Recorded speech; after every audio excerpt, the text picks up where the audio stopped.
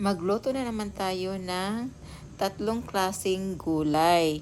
Talong, sitaw at saka kalabasa lang ang meron dito sa bahay. Ginisa ko na yung bawang at saka sibuyas. Tapos yung pangsahog, yung sausage at saka tenderloin pork lang ang nilagay ko. Tapos yung kamatis at saka red chili pepper. Pag after nyan, nilagay ko na yung gulay.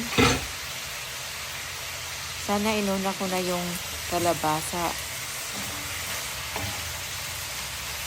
Yun lang po, at saka huwag ninyong halu-haluin yung gulay kasi masisira yun. Paglagay nyo sa gulay ng lutuan, ganyan lang yan, huwag halo-halo kasi masisira yung gulay. Tapos lagyan ng pepper at saka oyster sauce. Pepper at saka oyster sauce lang ang nilagay ko. Hindi na po ako naglagay ng salt. Tapos after nyan, tinakpan ko lang yan.